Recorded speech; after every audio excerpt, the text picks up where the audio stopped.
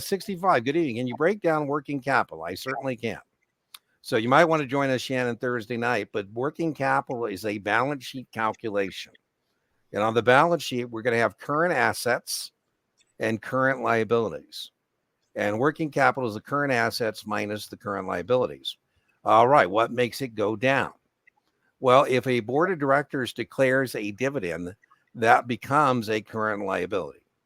Right, Janet, I would think about your own personal situation, right? Dean's working capital. Dean's current assets, cash, or things I plan to turn to cash within 12 months. And Dean's current liabilities, things I plan to pay within the next 12 months.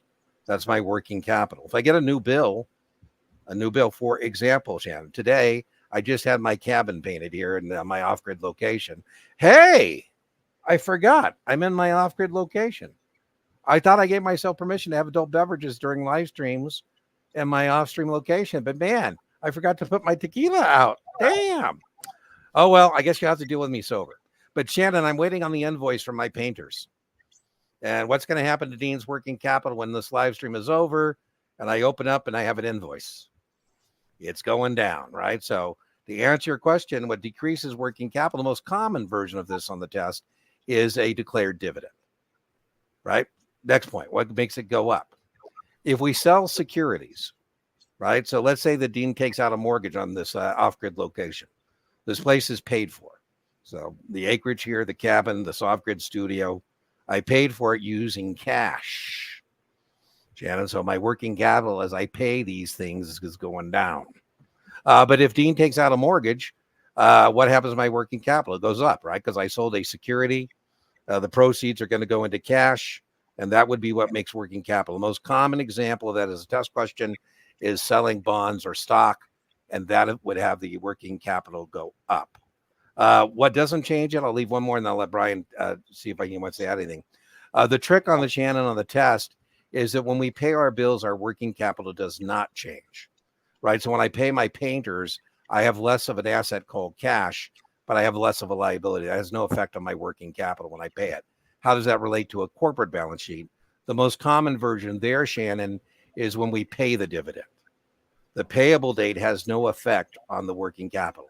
Declared date, working capital decreases because we have a new liability. Payable date, no effect because we have less of a liability, but we also have less cash. That's a wash. So when you pay your bills this evening, that will not affect working capital. You want to add anything to that, Brian? I will. If you're taking a 65 or a Series 66, and even a Series 7 to some extent, know your balance sheets.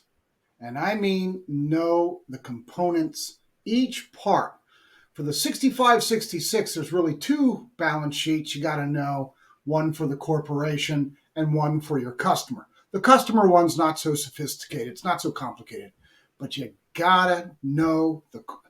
I don't know, Dean, how many times I've told people, you got to know your balance sheets. I have an entire YouTube video on there for my free videos on balance sheets. And I stand there and wag my finger and tell people that if you don't know your balance sheets, it's going to be tough to pass. Shannon, I don't recognize you from as a regular just because I love your fedora.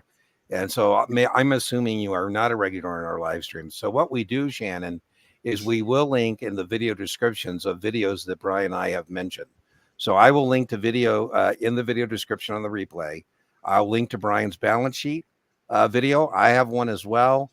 And then consider joining me Thursday night, $40, 5 p.m. Where that's what we're going to do. We're going to go through a balance sheet, tear it apart, put it back together. So those are all recommendations. So after tonight, check the video replay and you'll see a link to Brian's balance sheet YouTube video and Dean's balance sheet YouTube video. For those of you who have content outlines for the 65 and 66, you'll notice that the balance sheets, the corporate balance sheets, are in Module 1, which tends to be, for people who don't make the mark, tends to be one of the lowest scores. Yeah. Know your balance sheets. Yep. Brian and I talk about it all the time. Even if you're taking 66, they go more in depth on 65 and 66 NASA exams than they do on the 7. So it's a little more depth on NASA exams.